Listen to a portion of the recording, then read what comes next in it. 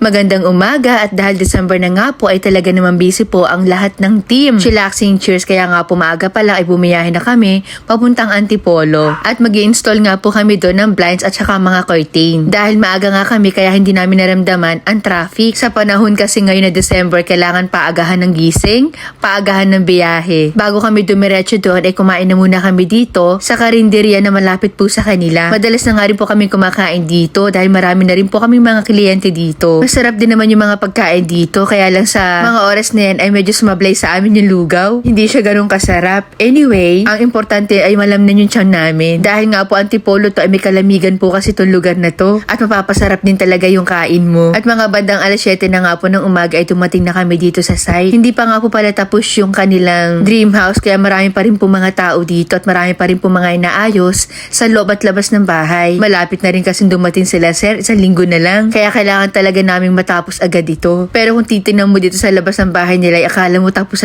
na talaga. At pagpasok pa lang namin sa loob, nakita na namin yung mga ibang gumagawa dito. Kanya-kanyang project at kanya-kanyang mga gamit. Kanya-kanya ding mga pwesto. At dito nga namin ikakabit ang mga blinds. At sa kataas naman po ay curtain. Bali sa master's bedroom lang po kami magkakabit ng curtain. At ito po ay nasa second part. Isasama ko nga kayo dito. Marami na rin mga po pala akong mga vlog dito ha. Unang okay lang pa lang namin dito ay naka-vlog na. Dahil nga po ongoing yung pagpagawa ng bahay nila ay nakailang balik rin kami dito. Dahil kung tutuusin po talaga nagkakabit kami ng blinds saka curtain kapag talagang na-turn over na yung bahay. As in kami na po talaga yung pinakang last na mag-aayos ng bahay. Pero dahil nga para-paraan din kaya hindi pa aawat ang team Chillaxing Cheers. At dahil nga po may curtain, syempre hindi mawawala itong kanilang makina. Dahil ay ko po sinasabi sa vlog ko na mismo sa side po namin tinatahi ang curtain. Pero halos buo na rin naman po yung curtain. Dito lang namin pinifinish yung pinakang laylayan or yung ilalim ng kurtina. Pero kapag ka maliliit po na bintana ang kinakabitan namin ay hindi na namin dinadala yung makina. Sinisigurado na lang talaga po namin yung pinakang sukat. At nag-ready nga po pala sila dito ng almusal namin. Nakakahiya naman na hindi namin to kainin. Kaya kahit busog pa kami ay talagang kakainin rin namin to dahil masarap. May init-init pa yung corned beef. Tapos may mainit na pandesal at kape. Ewan ko ba dahil kapag ka malalamig ng mga lugar, Tagaytay, Antipolo, Tanay, ay nako, kahit kakakain mo lang, mapapakain ka na naman. Naloloka pa nga ako ng mga oras na yan dahil may binigay sila sa amin na palaman. Nalilito ako kung paano ko bubuksan. Sa rin naman itong mga kasama ko, hindi rin nila alam. Pero okay lang, paminsan-minsan talaga, kailangan mong dumaan sa pagiging tanga para matuto ka. Pero alam nyo ba habang nag-voice over ako, grabe, tinitingnan ko yung sarili ko dito sa video. Sobrang laki ko na, chillers. Siguro ang dami rin nakakapansin sa inyo, no? At ito nga yung sinasabi ko sa inyo na palaman, may hinahatak lang pala dito. Tinuruan lang ako ni nanay, nanonood siya ng mga oras na yan. At least para sa susunod, alam ko na kung paano itong buksan. Kayo mga tanga dyan, ako, hintayin yung mga oras nyo dahil dadaarin kayo sa ganyan. Anyway, napakasarap po ng palaman na yan. Lalo na ako, napakahilig ko po sa cheese. So kung lahat ng klase ng cheese, matikman ko. At sa pagkakaalam ko, sa Italy matitikman ang masasarap na cheese. At pagkatapos nga po namin mag-almusal, ay ayan na, sinumulan na talaga na agad nila magkabit ng mga bracket. May dala nga rin pala kaming cutter dyan. At ito nga pala chillers, oh. Meron na nga po pala sila ditong solar. Sa mga gusto pong pakabit ng solar,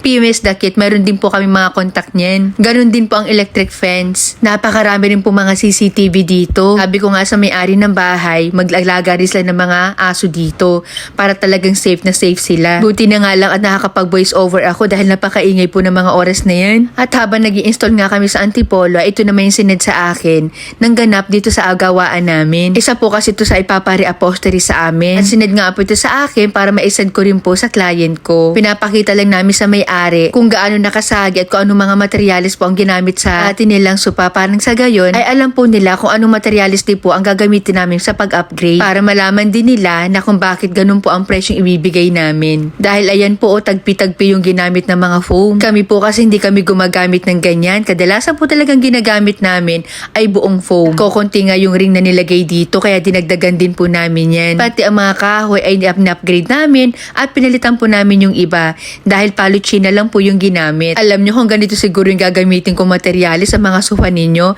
Nako, ang yaman-yaman ko na. At pagkatapos nga po niyan ay iniwan muna namin sa site at pumunta naman kami sa isa naming client na malapit lang po dito sa Antipolo at mag-aalas 12 na nga po ng tanghali niyan. At nakakaramdam na rin ako ng gutom kaya lang kailangan natin magtiis dahil hindi may iwasan po talaga yung mga ganitong ganap kapag nagdi-deliver kami, yung late na yung lunch namin or kain namin. Hindi ko na nga lang sa inyo mapakita ko anong set po yan, pero yan ay sofa bed po. Anyway, marami naman na akong vlog ng mga sofa bed. At pagbalik nga namin sa set ay kinuha lang namin itong Jollibee na pinakain sa amin. Bali nauna na po kasi yung mga tao ko na kumain, kaya kami naman, pero sabi ko doon ko sa karinderya gustong kumain para may sabaw. Pagkatapos nga namin kumain dyan ay inalis ko yung mga buto-buto, inipon ko yung mga tira-tira namin at bumili rin po ako ng kanin dahil ipapakain ko sa mga asong mga nakatuwa nga sa akin. Madalas ko po itong ginagawa, hindi ko na nga lang minsan isinasama sa video. Ito ko na nga pinadiretso yung 1 cup rice na binili ko. Ang sarap kasi sa pakiramdam na kahit papano nakakapagpasaya tayo ng mga dogs and cats na alam naman natin sa ating mga tao na nakasalalay ang pagkain nila. Dahil ko konti nga ito ay may katabi ditong tindahan na nagtitinda po talaga ng mga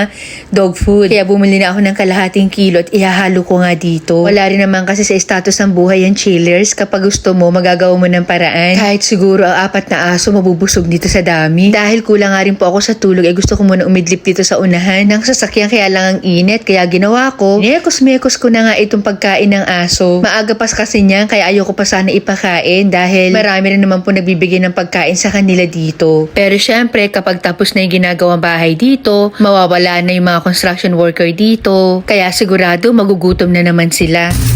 Tatawag na tayo. Dagi! Dagi! Dagi! Dagi! Ah! Hay! Shh! Dagi! Ayaw nyo? Ano? Hindi ka na dali. Bilisan mo. Tagal-tagal mo eh. Dito tayo. Come on. Dito tayo, buddy. Oh, dito ka. Come. Dito na lang. Kasi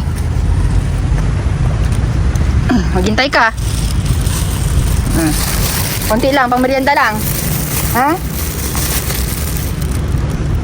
Wala akong lalagyan. Makamabash na naman ako dito. Ba't di mo pinapakain? Pura tayo nga kinakain yun eh. Importante, may ambag. Hindi katulad ninyo na puro kayo bash. Ang kain na.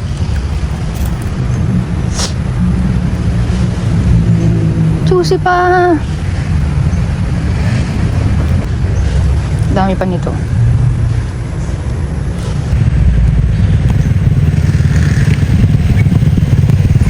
Kanina ang dami kong nakitang aso dito.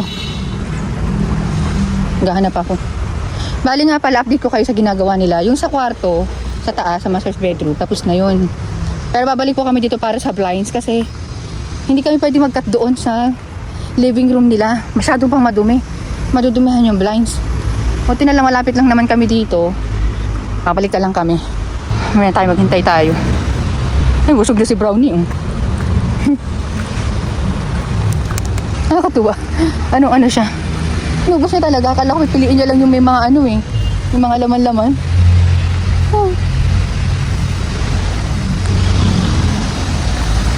Oh, di ba?